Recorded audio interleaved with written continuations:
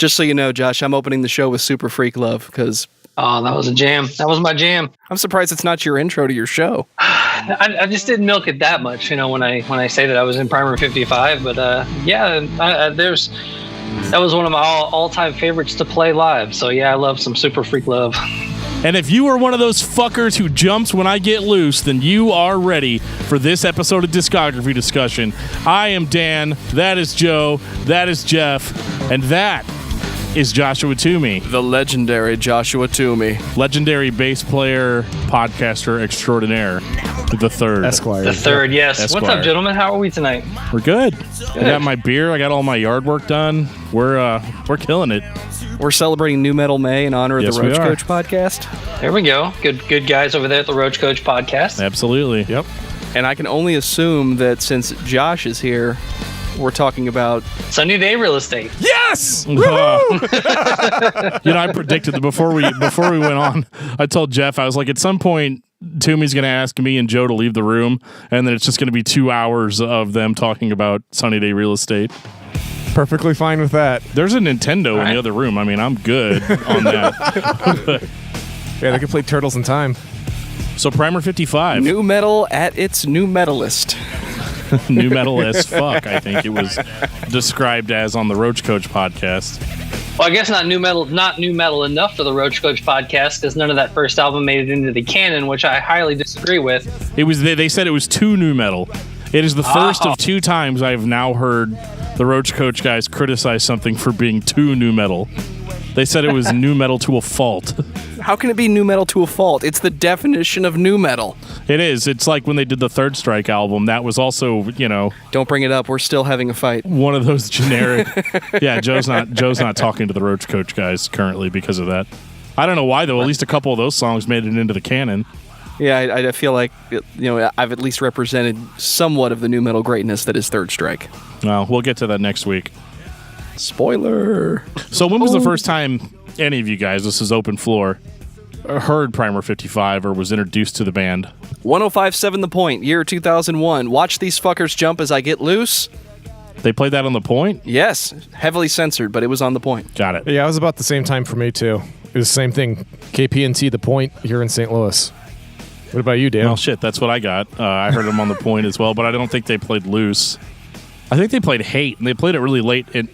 They played it really late at night. It was during one of their, they had this weird, Deep Cuts show for a while where they would play songs. That was the first time I heard Mudvayne's Pharmacopoeia. Oh, yeah, Les Aaron on Sunday nights. Yeah. When they played the good shit that they wouldn't play during the week. The Australian or New Zealand guy. Yeah. I don't remember I where thought he was from. British. But no, or whatever. This is years ago. He's still prominent, just not in St. Louis. Yeah. My introduction to Mayhem was I had a previous band called 12 Volt Negative Earth out of Nashville, and we had put out our second album EP, and our van had broken down, so we weren't able to properly tour.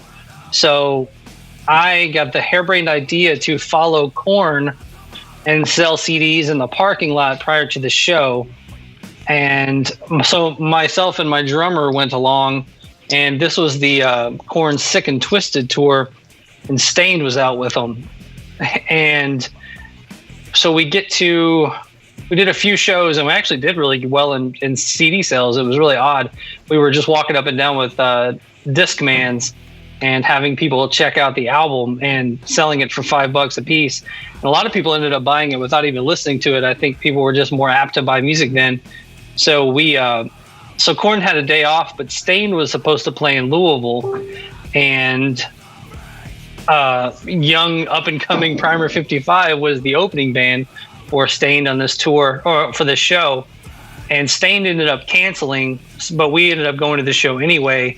And so I basically saw Primer headline in Louisville, and I fell in love with the band, and ended up talking to the guitarist Bobby Burns and Jason after the show for a little while, and I really hit it off with them. And that's kind of my introduction to the band. Love seeing them live, and then kind of kept in touch with them through the years. So you think that energy that they had on Introduction to Mayhem was translated pretty well live? Because I would imagine that may have seemed like it had to have been a pretty intense live experience. Just hearing him play some of those songs with full energy, just dudes moving across the stage. And I mean, I can only imagine some of the songs on that record were very created just basically for the pits. Yeah, there were definitely a lot of pit stokers, pit activators on that. And yeah, it was fun. It was just such a fun vibe. And they had at one point brought basically the entire crowd onto the stage, and like everyone was freaking out that the show was great. And I've talked about this in the past, but I had opened for Limp Bizkit at one point and met Fred Durst, and Fred had kind of like this air about him, like an it factor air about him. And when I met Bobby Burns, he kind of had that same like it factor air about him. And I was like, man, if I ever get a chance to play in a band with that guy, I'm definitely going to jump on it. So yeah, he definitely, has an aura about him that, so if you're going to be successful, follow that guy kind of thing. Yeah. And he went on to be in Soulfly for a little while. Yeah. He did like 4 albums with them. Yeah. Well, yeah. It's funny because when you're reading about this stuff, it's just like, oh, he was in, and then he was out. But then, if you're thinking about the years, it was like 6-7 years. Yeah, right. It didn't end well, but yeah, it was one of those, one of those deals. And no comment. Right, I know. Before we start talking about things that end well, I'm going to take this time to say thank you to everyone for listening to this podcast. Thank you for listening and for subscribing. If you are not a subscriber, you can find everything Discography Discussion at discussmetal.com. We are on Google Play, iTunes, Stitcher, TuneIn Radio, so if you have an Amazon Echo or a Google Home, you have no excuse. Ask it to play the latest episode of the Discography Discussion podcast, and it will. We're also on Facebook and on Twitter at Discuss Metal. Be sure to like, favorite, and subscribe. It really helps us out. It lets us know you're listening, and now Dan is going to tell us all about 5-star reviews. We love 5-star reviews here on Discography Discussion. If you feel like we deserve a review, give us one. You can give us a review on Facebook or on Apple Podcasts or on Stitcher. I think you can do Stitcher too. Absolutely. One guy did, but that was a while back. But yeah, so we love reviews. Reviews really help us show up in like search results and stuff if you search for Metal Podcast. I've actually noticed on Apple Podcasts that a lot of the podcasts that we feature on the show, and we've been on some of their shows and stuff. I know if you type in Roach Coach, you can go down and recommend it if you like. We're on there. You can type in Talk Toomey Podcast, and we show up in the recommended as you like. So we wear that as a badge of pride, and so it's really cool just kind of seeing how all the podcasts are together, and you guys as listeners and how you guys tag things and like things and stuff. All that data, helps us get out to more people. So that's the only reason we ask for reviews. We don't get paid for getting a good review, but it really does help us out a lot. And now Josh is going to tell us about the legendary Talk Toomey Podcast. Ooh, Talk Toomey Podcast. Great metal podcast hosted by myself. If you're into all things metal, head over to Talk Toomey. You can head over to metalnexus.net/talk-toomey for the archives of the Talk Toomey podcast. And lately, man, the guests have been great. Max Cavalera, sat down with him for a while. Heidi from the Butcher Babies was on. Rob Flynn, Phil Anselmo, all the heavy metal titans have been on this year. So it's been a great time. And yeah, coming up on 3 years of doing it. And yeah, check it out. Talk Toomey Podcast, TOOMEY. If you get to the one about what language therapy or that's not the right one. Death therapy. No, not death therapy. Not death therapy either. Yeah. Speech pathology. Speech pathology. There you go. That sounds. I still wonder if that lady knows of me. I mean, she has to because we use a lot of the same the same hashtag. How many times do you think she sent people to that podcast and they got yours instead, but just stuck with you anyway? I don't know. That would be funny. I'm actually kind of waiting for her to say something because, obviously a name like Talk Toomey, I never even thought to Google search it, and it looks like she's been using that phrase for like a year longer. So if she ever comes up and says, hey, I want my phrase back, I'll be like, all right. No, that's when you say, show me the copyright info. And I'll show you the t-shirt. There you go. Send her a free pentagram tee. Right? Yeah, I'm sure she loves that. There's also there's 2 more versions of it. There's a senator in Pennsylvania. His last name is Toomey, and during his campaign, he was using hashtag Talk Toomey. And then there's also a real estate agent in Chicago that his name is Dennis Toomey, and he for some reason hashtags Talk Toomey on his real estate post. So yeah, it's not as original as I thought. It's getting crowded. I know. I have to start flexing my muscles. There you go. And reaping the benefits. Be like, I'm sorry, did you have Wes Borland on your podcast? I didn't think so. Right.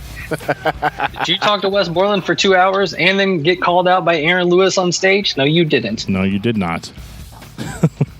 Sorry, that whole situation is just hilarious to me. I watched that clip and all I could think was, just say, have you heard the Talk Toomey podcast? You fuck. Fist from Metal Nexus pointed out when he goes, have you heard the podcast? You can hear a couple of people say yes. So I thought that was kind of cool. That is cool. So Dan, tell me about Primer 55. Well, Primer 55 is Primer 55 was a hard rock new metal band. Let's just go new metal. I'll throw the hard rock out, the new release notwithstanding. But yeah, they were a band from Louisville, weren't they? Originally. Yeah, it's kind of convoluted. Bobby was from Louisville, and then Bobby Burns moved to Memphis, and that's where Jason Luttrell was from. And the rest of the guys of the original Primer were basically formed out of Memphis. And then after they got signed, Bobby moved the band back to Louisville. So, technically, when I had Bobby on the podcast a long time ago, I always said that was kind of a downfall of Primers. They truly never had a home because they kind of came back to Louisville as a signed band. So they didn't have that built-in local, the guys follow it. Yeah, the grassroots, the guys following the band and being proud of them from being from town. So the Primer 55 has always been the redheaded stepchild to Flaw in Louisville. Shots fired. Wow. Well, I'm kidding. Resident Flaw fan in the room? Not as much as I am of Primer 55. Well, I mean, not to keep bringing up Roach Coach, but yeah, they put Flaw's entire album in the canon, and they didn't put this one in. And they didn't put the first Korn album in. I know. So Flaw is new metal. Korn. Yeah, the exactly. originators of new metal, depending on who you believe. Well, exactly. These guys definitely were not innovators, but that doesn't mean that they didn't take a lot of elements from bands that were successful and meld them together into something that I thought was pretty enjoyable on that first record. I would say that the vocals are predominantly rapped by vocalist Jason or Jason, however you want to do that one. And lots of raps, lots of screams, not very much clean singing. It was really just about aggression, about balls on that record, and there's a lot of balls. There's balls all over this record. This really is the only album that anyone knows when you bring up the band Primer 55. Some people have heard of the new release, the EP snuck in here and there, but when you mention Primer 55, the majority of people that I've talked to, it's, oh yeah, Introduction to Mayhem, that cover with the cartoon chick punching the other in the face. I'm into that. I was like, well, clearly you weren't into that very much. The first album definitely had the best album cover. That the two chicks fighting, and it's all artsy and stuff, and the anime kind of thing going on there. But I love the first album cover.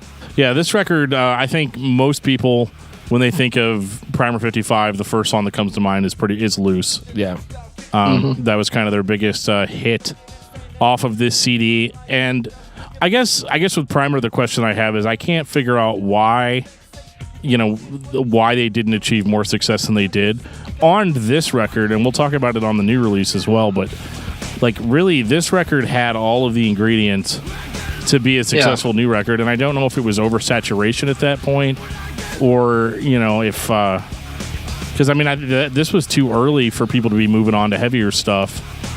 This was I don't know, man. I think this definitely came out in the oversaturation period of new metal. This came out in 2000, so it's just like it was like right there at the pinnacle. I mean, obviously, a couple of years later is when it really truly died off. But this is definitely getting to that point where there were tons of new metal bands getting signed all over the place, and I'm sure that's one of the reasons that Primer even got signed is because every label was kind of looking for their their next big hit. new metal band, you know. They're looking for their Limp Bizkit or you know their Korn. Well, his vocals are awesome. I actually really enjoy listening to him. Vocalists are a big thing for me, so I think his screams are fantastic, and his rhythm when he's rapping is really, really good too. You love vocals, but you don't like the lyrics. Yeah, I could give a shit what the hell he's saying, as long as he sounds good while doing it. Well, if you stream the album on Google Music, you can't hear everything he's saying because you can only hear the censored version of this record on Google Play Music. Yeah, I think, Jeff, you were saying on Spotify that you have the uncensored. Yeah, so. There's both versions. There's the edited and unedited on Spotify. I did dig out my CD, which was scratched all to shit. It's funny you brought up the censored version thing, because when I first auditioned for Primer, I had a question about a song, and I had bought the CD at like a used record store, and I played it for Bobby, and I was like, what's going on right here or something? And he was like, is this the edited version? He was like, you have the clean version of the album? So I guess when I learned the Primer 55 songs, I learned it off of the clean album. I made that mistake back in the 90s because I bought a couple albums from Walmart, and they just edited everything and just didn't tell you. So I was like, what the hell? Like the first time, back then, I liked 311. I love Grassroots. I know I said that earlier, but that was a big album for me in the mid 90s, and I bought it at Walmart, and I'm like, yeah, this is great. And then I'm like, wait a sec, this doesn't sound like My Friends, and it's because it was all edited to fuck. And I'm like, son of a bitch. And I went to return it, and they wouldn't take it back. And I'm like, well, where does it say that you edited it? And they're like, we edit every CD. If there's no parental advisory on it, and there should be, that's. Well, I didn't know. I didn't know. I was a dumb teenager. I had no clue. Because like my first Mudvayne album, LD50, was censored, and I didn't know. I distinctly recall buying Green Day's Dookie at Walmart. Half of my Metallica collection came from Walmart. Of course, they don't curse on the album, except for the new ones. Sorry, Dan. I mean, Kill 'Em All had... No, it didn't. I've got it. Well, at least it wasn't censored. So I missed the boat when Walmart started censoring, because I started buying my records at Virgin and Best Buy and Sam Goody. Sam Goody, yay. I feel like My there was old cursing employer. on Kill 'Em All. Ride the Lightning. I don't think there are. Ride the No, Lightning. I don't think there is, man. None of the early Metallica records have cursing on them. It's just No, Master of Puppets definitely does with Damage Incorporated, and Justice for All on Dyer's Eve. He's a genius. Hey, dude, I grew I'm up. not gonna argue. You're correct. Apparently Walmart didn't know what they had. Well, if a record has less than a certain amount of curse words on it, it will not get a parental advisory. And I don't even know if any of those rules are still in place. But in the 90s... Does that mean that Metallica is the only band greater and more powerful than Walmart? Well, and some of them just didn't give a shit. Like my Glassjaw, Everything You Ever Wanted to Know About Silence record doesn't have a parental advisory on it. And that dude says fuck at least 150 times on that record. And but they didn't print it in the lyric book. So I don't know if like some of these music censors were just like, it's not in the book, so it's probably okay. Because the first Stone Sour record has a little bit of cursing on it, and there was no advisory sticker on that either. So what you're telling me is that it was some lazy asshole that just opened it up, read the liner notes, and never even listened to it. Yes. So if you didn't print the lyrics, you were all right. Well, as being a kid with religious parents, I was thankful for that, because I got to hear uncensored stuff that I normally wouldn't, because that was the thing. Back in my early days, was I would have to get a CD, hand it to my parents. They had to read through the lyrics and then decide whether or not I would keep it or I could keep it or not. So speaking of all the censor stuff, I thought this was actually funny.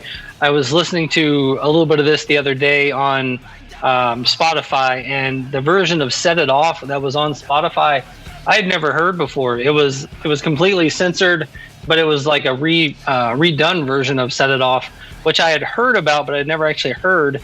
And to where like Ja Red from Head PE's rap is completely different. It's all clean. The chorus is a little bit different. It's got some like, wave your hands in the air like you just don't care kind of stuff going on.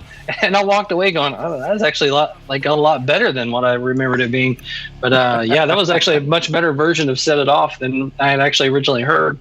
The turntablist stuff that's sampled in and out of here, I guess that's Is that just done like on a loop whenever you guys are playing live, or? We just never played. They just never use that stuff. Oh, okay. Like the live band was always just a raw, 4-piece band. Gotcha.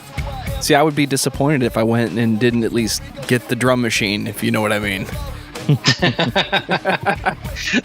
Some of that stuff was hard for the drummers to pull off because it was like such drum machine, but some of it was like happy accident, mistake drum machines. So trying to get a real drummer to play some of that stuff was always kind of hard.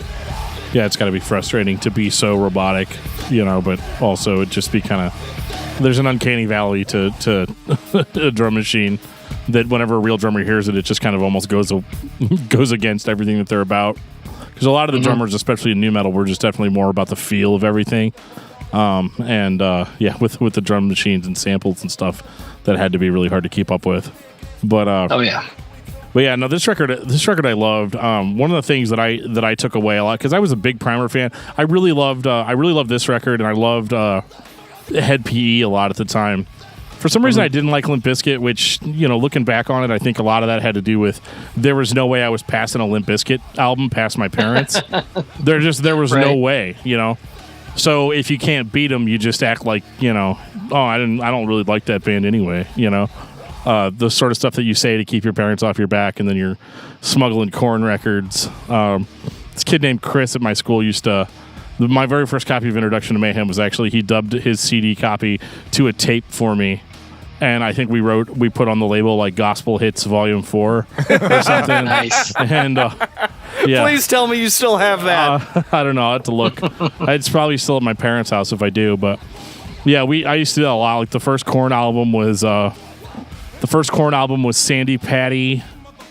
I want to say I had a copy of $3 Bill, but it was on a really bad tape because, like, my friend would just bring me these blank tapes that had been taped over like a million times. So, like, as far as sound quality goes, I'm sure it was pretty substandard, but I had a really bad version of $3 Bill, the Korn self-titled. I had Stained Tormented, the Tormented album that they did. And I would always just like put like contemporary Christian artist names as the as the labels. I'm glad I didn't have to worry about that, dude. I wouldn't have figured that out. I was too fucking high to know when my dad found, like, my dad just started popping my tapes in one day, and explain these lyrics, son. Oh my god, yeah. If you could even understand what they're saying. But I mean, that's why I'm so like lyrics, because I got defensive and would pay only attention to that, like that. I had to be able to read it, understand it, and be able to justify it to someone else. See, I got so good at just bullshitting to my mom, because my mom and I would like road trip to Colorado from St. Louis. That's a 1,000-mile drive essentially in one direction, and she'd like pick my brain on every single song that I'd want to play, because we'd play like an album of hers, album of mine, and I just started bullshitting. So I think that's probably the reason why I don't pay attention to the lyrics, because I don't want to know what the hell they're saying, because at the time I just wanted to say whatever was coming into my brain, so my mom would just leave me the fuck alone so I could listen to my music. Well, and this record was definitely a conservative parent's nightmare as far as lyrics go. Hip hop, heavy metal. You mean you couldn't get the big fuck you past your parents? No, not so much. Yeah. That's a misprint, Mom. I'm sorry. Oh my God! It says that. There were times I would sell bands. I'd be like, "Oh my God! It says that. I haven't even listened to that. Oh my God, Mom! Thank you so much for finding that before I did. Who knows who I would have gone out and killed and raped if I'd have heard that." But yeah. Wow, dude! Jesus for forgiving us tonight. Right? Yeah, for sure. But yeah, it was. This record, though. I mean, I loved this. I loved Head PE. I thought that these two bands were similar enough. It's kind of hard to like Head PE and not at least appreciate Primer 55.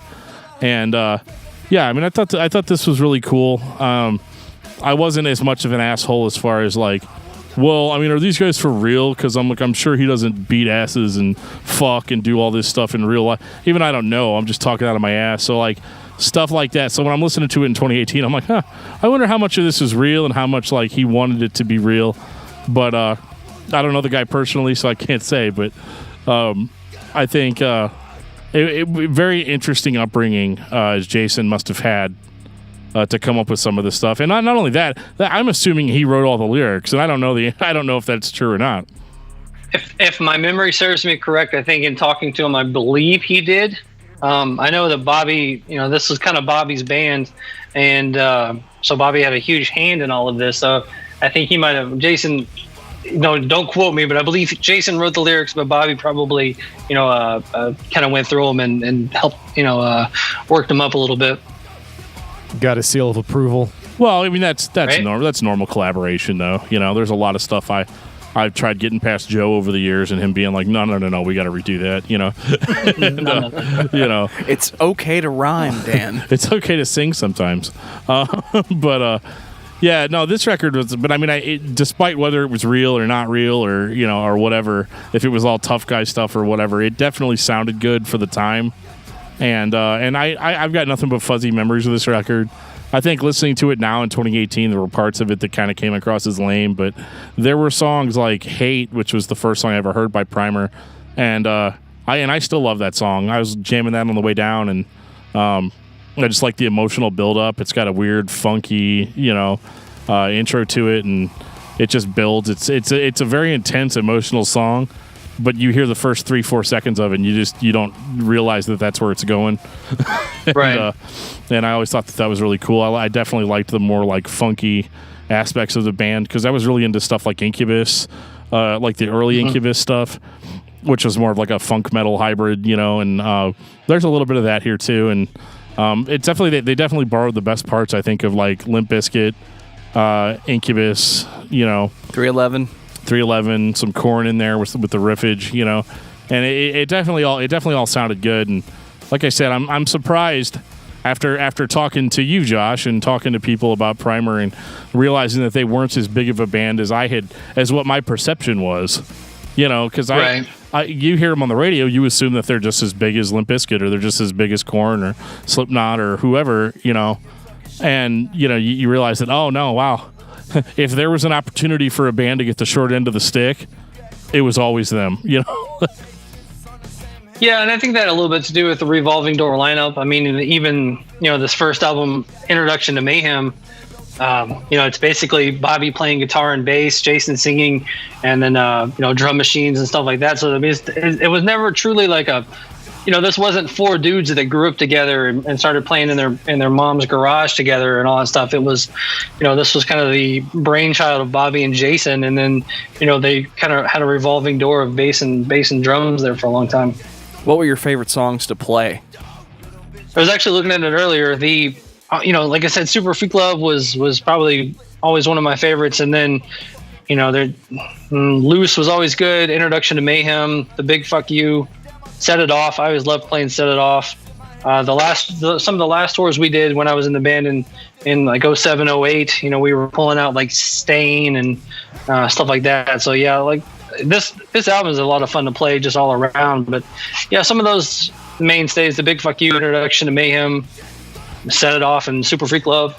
You can't really go wrong playing these songs. And the one thing about the kind of revolving door lineup of the band is this is kind of where I came into the band, because they lost their drummer and bass player on this run, and it came up on the PRP back in the day when I was even just an avid reader of the PRP, and I had a relationship with the guy that runs that website back in the day, and I emailed him. I'm like, hey, can I get an email or a phone number or something? And he gave me Bobby's email address, and I ended up going up and auditioning between Introduction to Mayhem and the new release. And I actually was helping them audition drummers. I would go up and if they were auditioning drummers, I would go up and play bass with them then. And they ended up going with Kobe, who is pictured on the second album. Yeah, he's on the record, yeah. But again, it's still Bobby playing on the album. But yeah, so I would go up there and do that stuff. And I think in my young and dumb 21-year-old brain, I think they had kind of told me it came down to me and Kobe. And I think I called him one day and like kind of put my foot down and I think I overstepped my bounds because I was like, well, if you can't give me an answer, I'm gonna just go ahead and withdraw my name or something, something out of a movie. And I guess it didn't work because they should have thrown Kobe. some shit out there. Well, I guess I'll go ahead and call Fred back then. Fuck you guys. Right? Yeah, that would have been nice. Yeah. I'm gonna go become a podcasting legend. Yeah, you fuckers just wait. Yeah. Just wait. In about 15 years, I'm gonna make all this. I'm gonna be interviewing. all this to use. Yeah. Oh my goodness! So the new release comes out. Did any of you guys hear this live on the radio when it was released as a single? No, it definitely got played. I think just because of the proximity, St. Louis, we got plenty of the bleed over. Well, they're still playing this live on the radio. Yeah, that's kind of what I'm getting at. Is they're Dan's about to make a clever quip about nu metal in the city of St. Louis. Well, I'm done. Yeah. Well, even if he does or doesn't, I mean, it is the truth. I mean, we like our nu metal. I mean, they play what people like, and St. Louis likes nu metal, and they always have, and it never went away here, and it probably never will. And I think part of that is, this is kind of a beer and music town, and sports. Unfortunately, Blues aren't in the playoffs, but well, I think it was a lot better. Riders won't be for much longer either. Yeah, I was gonna say, go Jets. I'm glad that find they out didn't. Tomorrow. I'm glad that they didn't get in and just choke like they always do anyway. Yeah, I know. So, they're like the lovable losers of hockey. Yeah. Except nobody loves them unless they're from St. Louis. Pretty much. Well, it's the same way with the Cardinals and baseball. Yeah, no. Cardinals all over the place. Cardinals fans are like literally the least sportsman-like baseball fans that you could ever meet. Have you ever met a Yankees fan? Anyway. Yeah. I think Joe just might have forgotten because I know that it still gets like. There's no way he didn't hear it. Yeah, right. If you were listening to the point, you heard it. There's a lot of lesser-known bands that have been played over the years that 10 years has gone by, and I hear that song, and I'm like, I remember that. What band is this? Oh, I look it up. Hey, this album's really good. This is one of those bands. I definitely heard it, but it didn't reappear until much later. Well, let's get this out of the way now. It doesn't sound like a Primer song in comparison to everything that was on the previous album. I mean, I recognized the singer. It's one of those, like, you hear a song and you're like, I know this band, but I could never place it. And then, by the end of the song, they're like, that was Primer 55 with This Life. And I was like, holy shit, they've gone mainstream. And, like, that didn't bother me, I guess, back then. But, like, at that time, this is just a good fucking song. Well, what really stood out to me was the cleans. Like, the clean singing was something that we really didn't associate with Primer at the time. And so it was really weird hearing a little bit more. It's like a song about domestic abuse and, murder, because you got to have murder. And it was just a really intense, emotional song, which we got a little bit of that on Introduction to Mayhem, in the sense that it was like mostly just like tough guy shit, but there was some like actual introspective moments on that record, and this song kind of brought all that to the forefront. And so I like the cleans, I like the screams, and the song just flows really well, even if it does have kind of a verse, chorus, verse. I mean, that's what the radio stations wanted, And I think it worked really well as a single. Like I said, they're still playing it here, and so it's kind of funny whenever I buy the record, you go into the next song and it's just back to being Primer again, which I thought was kind of funny. Well, the first time I heard this live was on a compilation called "Dude, Where's My Skull," and it was the some sort of compilation that Island or something put out, and this is like I was at home in my house with the rest of the bandmates that I was playing with at the time, and I put it in and I hit play and I heard this live for the first time, and I truly just like my heart dropped because of how I thought this song was amazing, and I was so bummed that I didn't get it. I was like the culmination of like, all right, they're in the studio now, they're making a new album. And this was the first chance I got to hear the album that I wasn't a part of. And when I first heard this live, I was just like, man, this is so good. And I was just so bummed that I didn't get in Primer 55 at the time. And how many months later was it that you were on stage playing that song with the band? It looks like a year, actually, because it looks like the album came out in August of 2001, and I joined around late 2002. So Okay. But then I went and saw them a couple of times on this tour. They came through Nashville with like Fear Factory, I believe, and once again went and hung out with them, talked to them again, and then I just kept in touch with those guys, and when my opportunity came up, I was there. Persistence pays off. I guess. I think a lot of this, and it even carries over to the podcast, having guests on of people that I met back in the day. But I think it was just also just not being an asshole the entire time, like just being someone you could get along with and, talk to. And, so when I started a podcast, some of those dudes I toured with and whatnot, I just kind of reached out and said, hey, would you like to do my show? And they're like, oh, yeah, Toomey was all right. Well, I'll do his podcast. When I interviewed Bobby about this, because it's funny being in the band, but you don't really have these deep conversations, about certain things. And so when I had him on my podcast, I got to actually talk to him about ideas and why did you do this? Why did you do that? And I believe I asked him at the time, I was like, what was the big departure between the first and second album? And he basically said at the time that the oversaturation of nu metal, they wanted to kind of go in more of a rock vein for this album, and they were already seeing at the time, the nu metal thing was already too much and gonna die out soon. So I think they tried to do an actual, just full on rock and roll album. Well, I think they did a good job. I like it more than the first. This is much more interesting.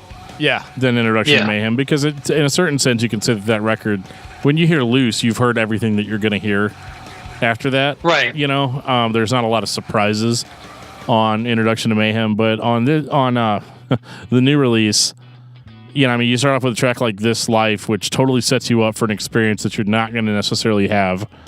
And, you go into the second track and it sounds more like it's off of Introduction to Mayhem. And then you get to that song about Texas, and you're like, what? Probably my least favorite song on the record, because I went to Texas and it was nothing like this. And so false those advertising. 555 guys are liars. They're fucking liars. They're full man. of shit. Yeah. John Denver's full of shit, man. Yeah, it was more like I just had to go to business meetings and shit for the whole week. But, it was, And then you got to No Sleep and you got your ass handed to you. Man, that's a brutal track. I love that. Yeah, No Sleep was good. Yeah. Again, lyrics on this record so much more introspective, though. Like I said, except for Texas. But they're so introspective and so much more relatable. I feel like you want me to change the song. Yes, I do want you to change the song. All right, Tricycle. I just, there's just a huge variety of different influences on this record, but not like Introduction to Mayhem, where it was just other nu metal bands were the inspiration. I mean, there's a lot of mainstream rock, metal. There's even some punk in there with some gang vocals and kind of the more punk tempos later on. And this record just kind of goes all over the place, and it's definitely really musically diverse. But I can't help but feel like maybe that was also kind of suicide for the band. The hardest decision you can make when you're making a record is, do I stick to my guns and just keep unabashedly doing the same thing that I was doing before and hoping it works this time? Or, do I branch out and be diverse? But the problem with that is you run into the issue of you have people, a certain demographic that likes one song, and then you've got another demographic that hates you now because you don't sound like you did on your first record. And then you've got another demographic that's like, oh, I really like this super deep cut over here that sounds nothing like anything you did before. And so I think that was really that was the dichotomy with this record, because there were times where I loved it and there were times that I hated it, all within its runtime, and that's kind of hard to reconcile. It's too much variety. It doesn't no one latches onto it, because by the time you find something you like, they're on to the next thing and you're wondering where the hell that band went. Well, considering I'm bipolar... Where did these horns come from? Yeah. Right. No, I'm all over the freaking place, and so is the album, so it works fine for me. But I know I'm in the minority. So one guy did. Yeah, that's me. I mean, I think I think one of the big things that kind of happened with this album too, and you know, we talk a lot about Roach Coach, but you know, this album came out August of 2001. A couple months later, September 11th. Yep. That was another thing that, you know, Bobby kind of hit on was, you know, they were on, I forget where they were on tour, but they were just basically stuck for like 4 days, just sitting in a bus in, you know, like Seattle or something, because the entire business, you know, the entire music business just stopped. And, you know, all of Island Def Jam based out of New York, and they were trying to figure all that stuff out. And then I think that just kind of, you know, shelved this album, and that, you know, for the most part, they kind of shelved the album. And, you know, that's why not a lot of people know about this album, just because it kind of came out in that September 11th era, because it came out, you know, number 1 on the Billboard, you know, Heatseekers chart, number 102 on the Billboard 200. It had a decent single. You know, I think if they, you know, there was never a video for This Life. I don't believe there was never like that proper push for it that I think it could have gotten.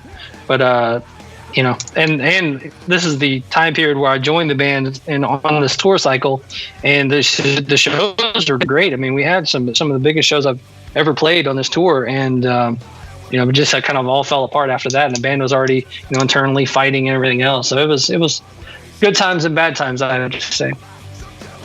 Well, I would say on the record itself, I mean, there was a lot of growth. I felt, you know, not just the variety. I don't necessarily think you have to grow musically to have a variety, but I thought Jason's vocals were much more diverse on this record. I had no idea the dude could actually sing, and sing pretty well for that matter. That kind of blew me away. Even the rapping, you know, he does a little bit more like the downbeat stuff, like a little bit more relaxed, you know, down tempo stuff that, you know, whereas on Introduction to Mayhem, you had that a couple of times, but it was mostly just pure energy, like just spit it out as quick as you can, and, you know, and move on. So this record definitely, really, he had much more diverse palette, I guess, for different ways of approaching the songs, and so I always respected that. I think that's part of the reason why I like the album is the range, you know, musically and vocally. Yeah, and there's some of the vocals too in there are Bobby singing too, like Pills, that's Bobby singing. Yeah. Some of the stuff here and there is Bobby singing too, so added another voice to it. And then they also, obviously, the hugest part of this album is the drums. It's John Stanier Helmet, so that's always a big deal there too when you get the drummer of Helmet on your album. Well, no, the drumming was definitely above average, especially if you considering the first record. That was one of the first things I noticed. I guess Joe's finally getting to me after all this time, but I did notice that. And I've reached him.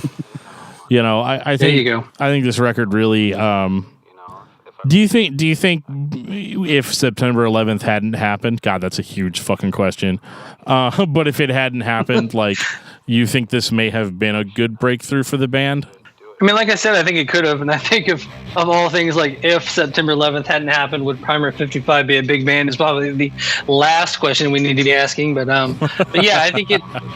You know, I think that if they would have gone, you know, This Life, and then maybe thrown out a fun Texas video or something, because every time we played Texas every show we played, and you know, it's one of those songs where everybody starts goofy dancing and getting into it. So it was, you know, definitely could have had an impact there. And you know, some of the other stuff on there too, I think, you know, first couple of songs of this album probably could have been singles. So Proper Push and No September 11th and but I think the band was also kind of struggling internally too. So, you know, there was all kinds of stuff going on behind the scenes in the band too that kind of kept it from getting further along, I guess. Yeah, so let's get into that. No, I'm kidding. No, that's not what we're here for, man. That's podcasting 101. Don't delve too deep.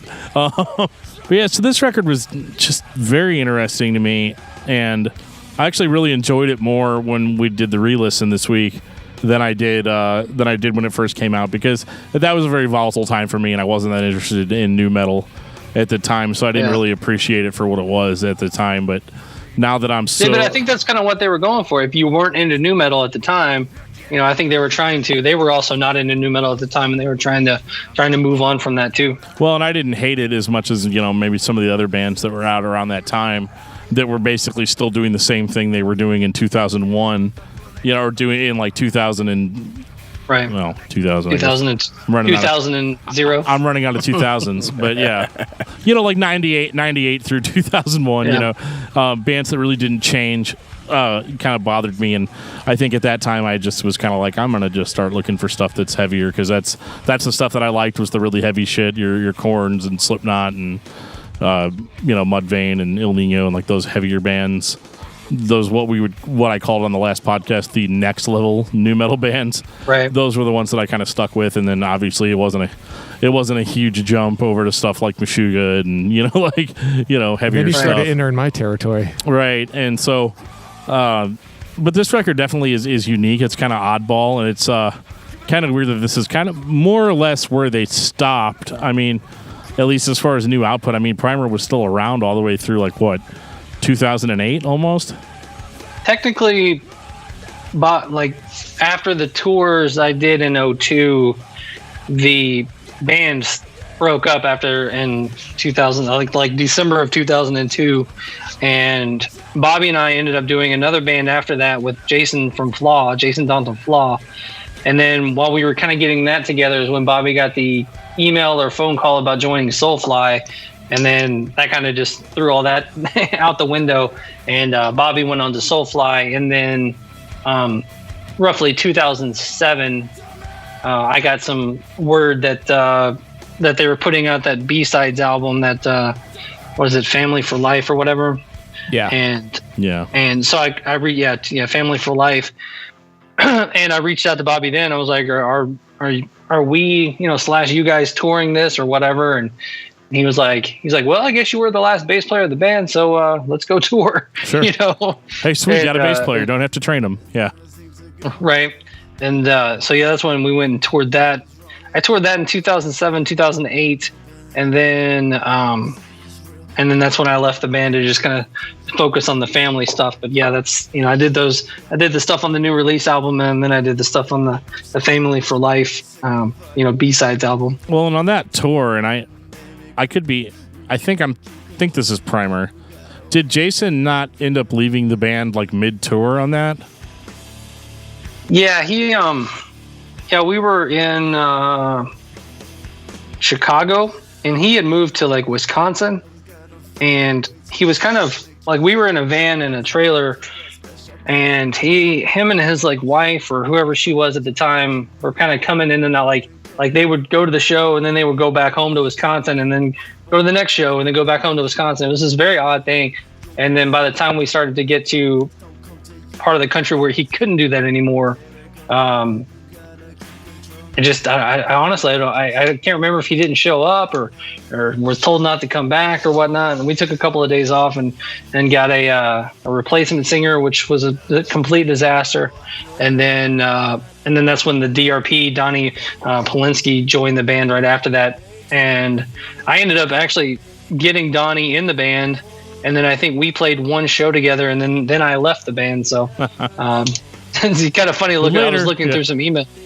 I was looking through some emails the other day, and I found the where Donnie originally sent me emails saying who he was and sent me his because I guess we were sending out songs and having people record their vocals and send it back, and I had Donnie's original Primer 55 tryout demos, and I thought he was really good, man. I like Donnie a lot. He's doing a lot of stuff right now with his Force 5 records and doing solo stuff, but yeah, Donnie's a good dude.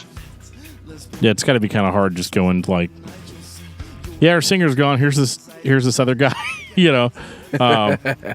Especially with that style of music, there was always definitely a huge push, as to, really in all styles of music, right? Everybody tends to gravitate towards the singer for some reason.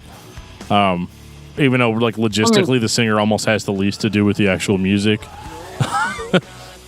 Yeah, but I think most of the times, that's the one thing you kind of gravitate towards the first, when I listen to Skid Row, I want to hear Sebastian Bach. I don't want to hear anybody else, and True. Things like that. And so, I'm a big stickler for singers too. And so even when Jason left the band, and there are press releases and stuff out there where Bobby's like, Toomey and I will continue on and carrying on the torch and all this other stuff. I was bummed back then, when Jason wasn't in the band, and through Facebook over the last few years, reconnected with Jason and have somewhat of an amicable relationship and stuff. So that's good, and I'm glad he seems to be in a better place. And he actually sent me some demo stuff.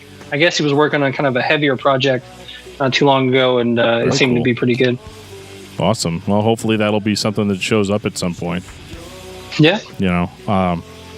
I know some people just work on music therapeutically. It doesn't necessarily mean that, they're going to release it. But yeah, no, I definitely liked him. Hearing him in a heavier project would be interesting, I think.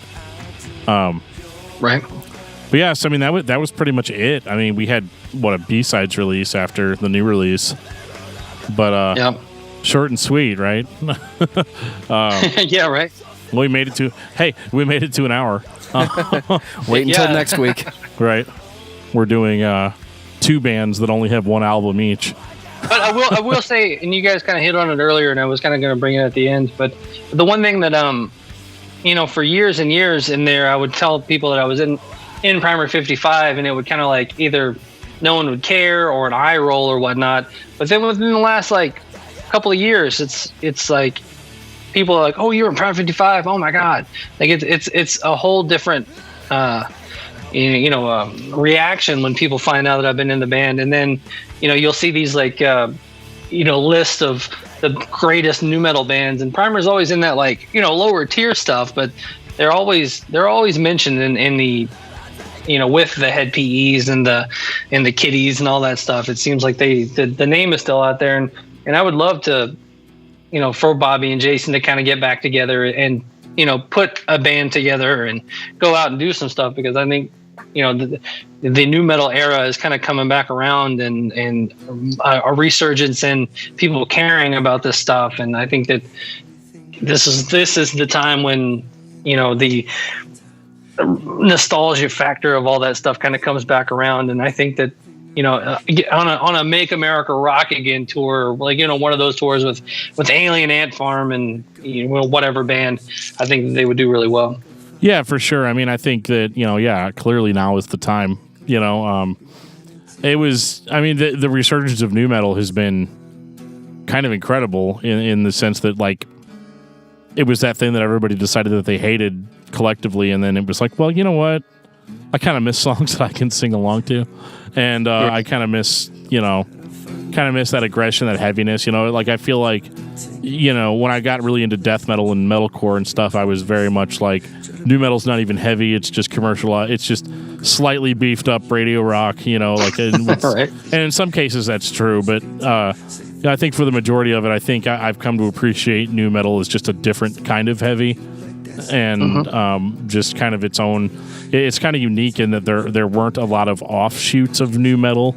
I don't really feel like it ever necessarily morphed into a different style, like a lot of types of music tend to do, and so I mean it just stands unique, and I think people miss that. I think that I feel like if a band like Primer got together and went on tour right now, they'd be very surprised at the turnouts. Well, I think it's because it's cyclical.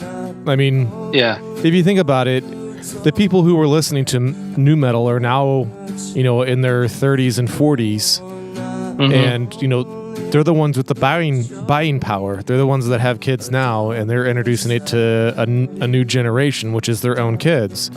So you just kind of like how it was 5-10 years ago, new wave had a big kind of resurgence, and there was it was a bunch of bands that were kind of trying to emulate that new wave 80s sound. I won't be surprised if all of a sudden we're going to get some new bands that actually have more nu metal elements in it, just because, like I said, it's cyclical. People are going to see what's selling, and they're saying, oh well, Primer 55 is selling again, Korn's still selling, Limp Bizkit's back and selling, stuff like that. People want to pick up on that and make a couple of bucks on the process. Absolutely. I lost my train of thought. But the resurgence of bands like the new bands coming out with like Dead and the band Cane Hill. The dudes in Cane Hill are wearing Primer 55 t-shirts in their promo photos. So I think that's just That's always crazy. And actually, when they came through town opening for Devil Driver, I went down and talked to them. And I had a stack of like Primary 55 stickers from 15 years ago. And I took a few of them down and they were all like, oh my God, this is so awesome. And Nice. it's a completely different, world from, when I left the band to now. And, like I've said it many times. And, I would love to see them try to resurrect, Primer as Jason and Bobby, because, Bobby had a version of Primer up until a couple of years ago. I actually got up and played loose with them in like 2016 at a show in right outside Louisville. So, there's been versions of Primer running around. So a different and Bobby singer and it's basically just Bobby and friends. Yeah, Bobby and friends. And Bobby was actually, I think, singing for a long time. They were like a 3-piece and stuff. So, all in all, though, I hope that Bobby and Jason can mend the fences and get the band back together, kind of thing. I think it would be fun to go see or partake in. Yeah, get another album out so that we can meet our 3-album rule that we break all the time. Right. Well, I guess you could have talked about the As Seen on TV, demo from prior to Introduction to Mayhem, which is basically just Introduction to Mayhem recorded differently. I was going to say, yeah, good luck finding that, though. If you're, I'm sure it's on YouTube. Well, they actually released it as the, I believe it's called The Big Fuck You. Oh, okay. Yeah, I did. I listened to, okay, so that's what that is. Okay. Yeah, it's like the As Seen on TV demo and some other stuff, but yeah. Interesting. Josh, in a couple of months, we're all going to be hanging out again at the Nashville it's going to be Rock fun. N You guys Pod are part of Expo. it this year, and you're not just hanging out. Yeah, we actually decided to go full tilt. I mean, I think this time last year it was one of those, like, we could have set up a booth, we could have, but it was just one of those, like, it was so... it was last minute. Last minute, yeah. We didn't realize it till it was too late, kind of thing. Yeah, so, Right. But this year we were all in. It's really exciting. It's going to be...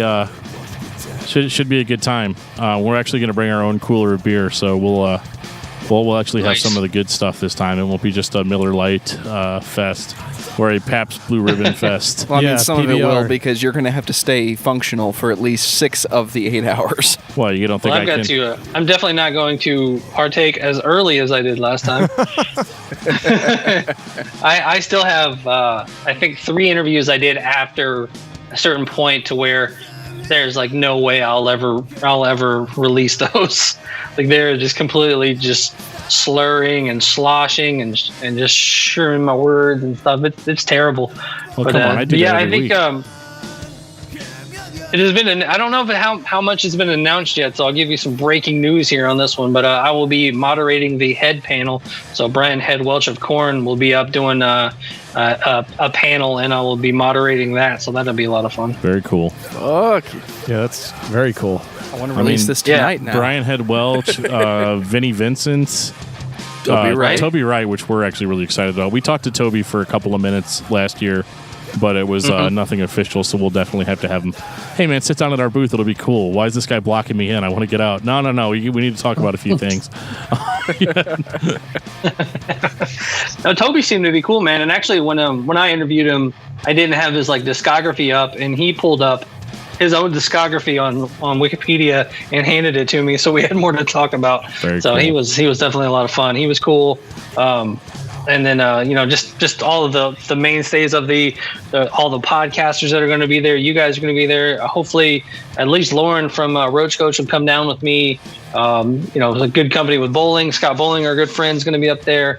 Cobras and Fire will be there. Cobras and Fire, Decibel Geek, Rock and Metal Combat Podcast. The one podcast is basically funding this whole thing. Right. Rock and Metal guys. Combat Podcast. Which we'll play a promo here in a couple of minutes that we recorded a few weeks ago that it gives all the details, because for some reason when we recorded that I could not get it down at all. We tried recording it real time. I ended up having to type out everything that I was going to say and then read it off of the computer screen. It happens. Yeah, it's not very good at doing scripted stuff.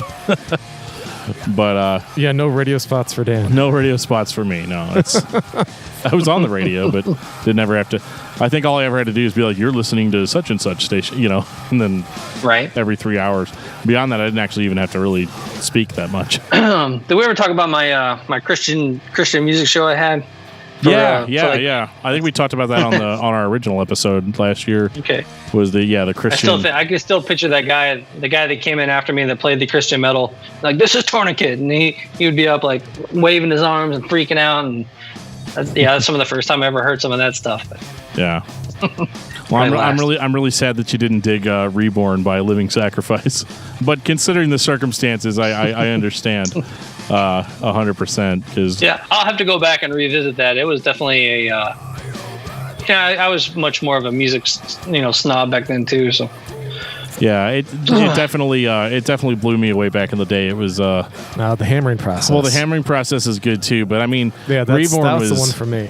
Reborn, it's one of those like you can't like Sepultura and Soulfly and stuff and not at least appreciate what Living Sacrifice was throwing down at that time. But there is a lot of similarities there. We're like really trying to cut back on the amount of Christian metal we cover on the show because it's starting to weird people out. But it's kind of funny. That's Dane's bread and butter. We've had oh my god, it is. Well, when John Beatty was like, "Hey man," he's like, "I want to talk about Hope's Fall. You know a lot about them, right?" I was like, "Dude, Hope's Fall is a Dan Terry special. They were a Christian hardcore band that has had 100 lineup changes that is no longer a Christian hardcore band. Like it is 100% like they check all the boxes for me. So that's going to be really interesting."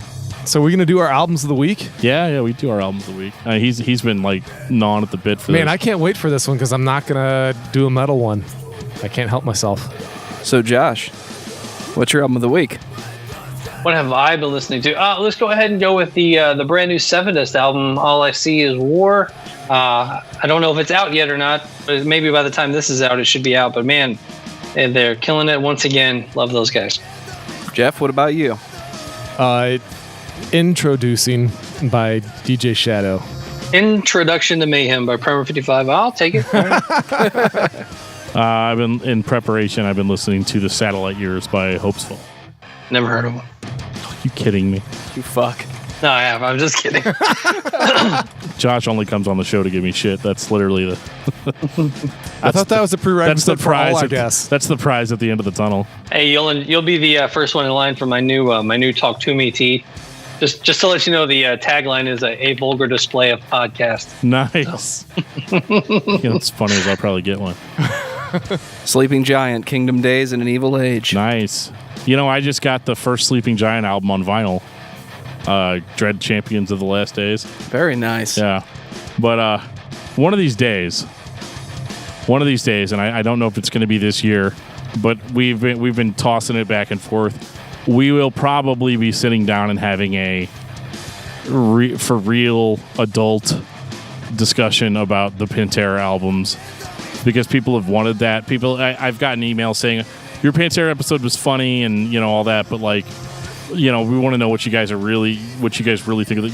Give it the full treatment. Do the actual album by album recap and all that. So that's definitely something that we're gonna that's definitely something we're gonna be doing. I just kind of keep pushing it off. But we'll definitely try to get you for that one. Yeah, that would be a lot of fun. Yeah, Beyond for Greatness. There you go. See, I've sold out now. Yeah, as I say, Dan will actually be nice on that one instead of, doing his fake wrestling bad guy thing. I didn't do a very good job. Did you just say wrestling was fake? What? I said fake bad guy thing. And on that note, Jeff is gonna die. He's a heel. Would you like me to say that? I love instead? how at the beginning of our show and at the end of our show, everything just completely falls apart. Like, it's such a cold open. Whenever we have guests on that have never been on our show before, they're always like, are these guys ever going to talk about the band? Or are we done yet? Is this over? We're definitely done, yeah. And on that note, this has been episode 65 of Discography Discussion. Thank you for listening. You can like us on Facebook and follow us on Twitter at discussmetal. Subscribe to our podcast everywhere you listen to podcasts, including Google Play, iTunes, and Stitcher. Visit discussmetal.com for all things discography discussion, and please send questions and comments to danandjoeshow@gmail.com. If you are not a patron, you can become one at patreon.com/discussmetal. We have some sweet perks. metalnexus.net/talk-to-me.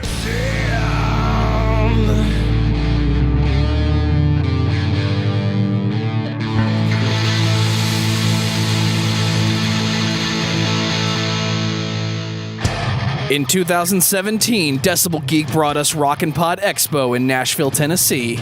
This summer, they're doing it again. Rock N Pod Expo 2 on August 25th. Tell us about it, Dan. We couldn't be more thrilled to be appearing at Rock N Pod this year. In an effort to help support this amazing event, we are throwing in some perks for you guys to help raise the funds necessary to make this event happen. A $35 donation on behalf of Discography Discussion to the Rock N Pod Expo gets you a limited edition Discography Discussion hand-painted beer glass and the option to choose what band we talk about in an upcoming episode of the podcast. This also includes your admission to the expo, access to an exclusive podcast made only for contributors to the event, and we can't wait to meet some of you guys there in person. We'll be hanging out chatting all day. Keep in mind on these perks, there are only 3 of them available, so act fast, and we hope to see you there.